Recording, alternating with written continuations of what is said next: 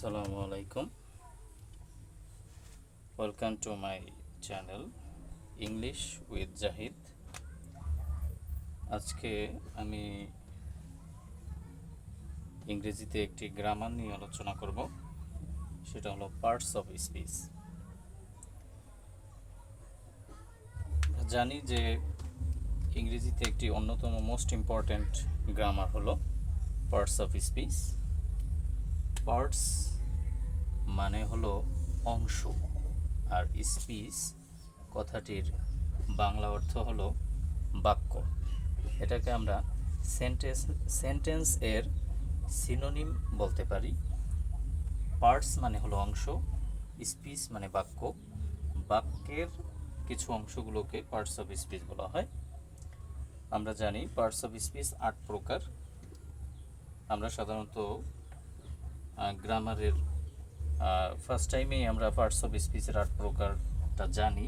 একটা হলো noun, pronoun, adjective, verb, adverb, preposition, conjunction, interjection.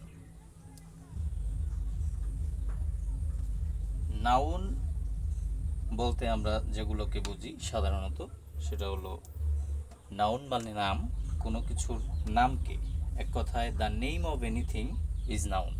কোনো কিছুর নামকেই নাউন বলা হয়। আর প্রোনাউন হিসেবে আমরা জানি নাউনের পরিবর্তে যেটা বসে সেটাই হলো প্রোনাউন।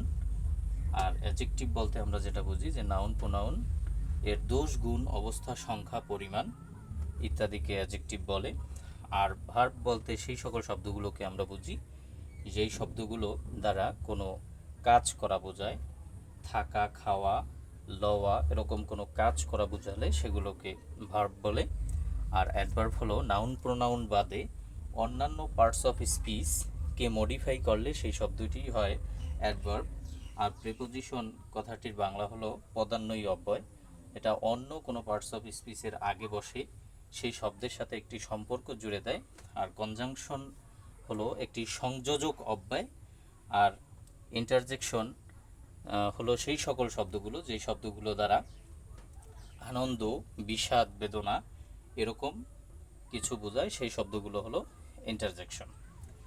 তো আজকে আমি এই ক্লাসে যেটা ফার্স্ট টাইমে যেটা আমি বোঝাতে চাই সেটা হলো যে উদাহরণের সাথে দিয়ে আমি একটু পার্টস অফ স্পিচ ক্লিয়ার করার চেষ্টা করতে চাই, কিন্তু পরবর্তী ভিডিওতে আমরা নাউন প্রোনাউন এর যে পার্টস অফ স্পিচের যে 8টি ক্লাসিফিকেশন, এই 8টি ক্লাসিফিকেশনের প্রত্যেকটি আইটেমের ডিপলি আলোচনা আমি পরবর্তীতে করব।